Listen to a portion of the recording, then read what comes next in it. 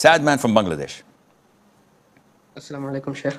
Alaikum assalam wa rahmatullah. Sheikh, my question is, if someone's mother disrespected that going to the mosque early in the prayer of Jumu'ah is, suppose she told that this is a waste of time, and the son got worried, and so he told to his mother that this is not okay, and he told to repeat the Shahada. So is it like doubting and giving takfir to the mother, and is True. it something Yes. impermissible? Yes, it is takfir, and it is not permissible. So should he repeat the Shahada? The person, the son? Why is this person, why is this individual so keen on throwing takfir either at his mom, and if it doesn't work, then it deflects on him, and if it doesn't work, let me see, maybe the Sheikh Asim should say the Shahada. Why is it someone has to take it? Why is it someone has to carry the torch of being a kafir? Your mom said something inappropriate, 100%. Saying that going to Jumu'ah early is a waste of time goes against the hadith, where the Prophet ﷺ recommended going at the first hour of Jumu'ah and said that it's like sacrificing a camel. Those who go in the second hour, it's like sacrificing a cow. Those who go in the third hour, it's like sacrificing a sheep. Those who go in the fourth hour, it's like giving a sacrifice of a chicken. If you go in the fifth hour, it's like giving sacrifice of an egg. When the imam comes out and gives the salam to start the khutbah, the angels fold their books and they sit to listen, which means that there is no sacrifice, no reward, no charity afterwards. So by saying that this is a waste of time, this is total ignorance of your mother. And most likely she doesn't know the hadith. Had she known it, and had she believed that this is the teaching and the recommendation of the Prophet ﷺ, then she insisted that, no, even though if the Prophet said it, that is wrong, that was at his time, and it's a waste of time, one should not do this. Okay, now we have a problem. But as Muslims, we don't jump the gun. We don't rush to pull the trigger. We take our time. Takfir has to have conditions in order to be implemented. Knowledge, intention, choosing, no obstacles available such as ignorance, misunderstanding, misinterpreting, forgetfulness, and the likes. So we always give people the benefit of the doubt, teaching them and trying to accommodate their ignorance and correcting them is far, far greater than just throwing takfir left, right, and center. Carol from Russia. Sheikh, assalamu alaikum wa rahmatullahi wa barakatuh. Wa alaikum assalam wa rahmatullahi wa barakatuh. Sheikh, I have a question with regards to the gelatin. I have read that scientists say that there is no istihalah occurring with gelatin. I live in a Christian country, so my question is, will the basic principle of meats of Ahlul Kitab be applicable to gelatin? As gelatin can be done in a halal way, without pork and dead meat, etc. Also, is trying to avoid it is going to extremes, because the Prophet did not avoid the meat of the people of the book. For context, trying to avoid it is really difficult. Yeah, Carol. Why are you doing this?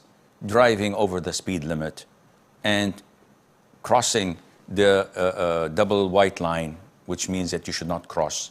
You are entitled for one question, akhi. And you go like over 100 miles per hour and not abiding by the speed limit and crossing people, endangering your life and my life. You're entitled for one question. As per the gelatin issue, yes, it is an issue of dispute. Some scholars say there is no istihalah. What is istihalah, by the way? Istihalah is total transformation from one entity to the other. So if a dog falls into a salt pit and dies eventually, and we come after 6 months, we dig and try to look for the remains of the dog and it's gone. The dog itself turned into salt. Should we render the whole salt pit to be najis? No, because the dog has been transformed totally, nothing remains, into a different entity.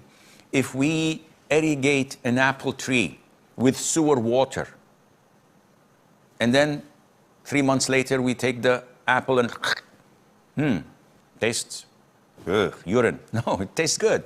It tastes like an apple. Should we say that, no, this is najis, we can't use it? The answer is no, because the water, the najis water, has been transformed into something halal. The guts of a cow, where it has the digested food and the likes, that turns from blood and filth into pure milk. This is transformation. This is halal, and the likes. So the concept of istihalah is found in the books of fiqh. Some scholars say that gelatin undergoes a rigorous and a very harsh process of transformation from pork, dead meat, bones, skin, and the likes into this gelatin, physically, chemically, totally transformed. And the hardship that we see in our lives when we buy medicine, when we buy candy, when we buy foods, when we buy different eatables, with the presence of gelatin in it, this hardship of being unable to segregate renders the issue to be eased and softer, as this is the concept of Islam. Other scholars say, no, it doesn't change, it doesn't transform, and we have... So it's an issue of dispute. I personally follow the opinion that says it has transformed totally, and the ease of Islam makes it, or makes life easy to consume these things that we cannot pinpoint and say for certainty that this is pork, this is dead meat, these are bones of dead animals.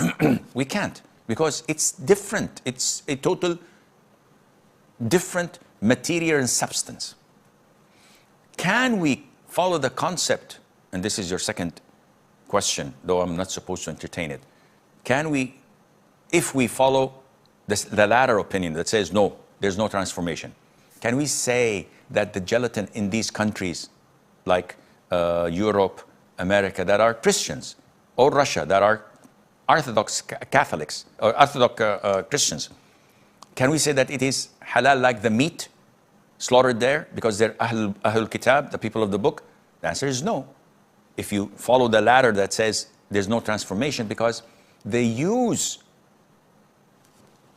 slaughtered meat, but they also use pork, and they also use blood and halves and the likes and the skins, which is not halal because there's no transformation. So I personally follow the first opinion, which says there is, and Allah knows best.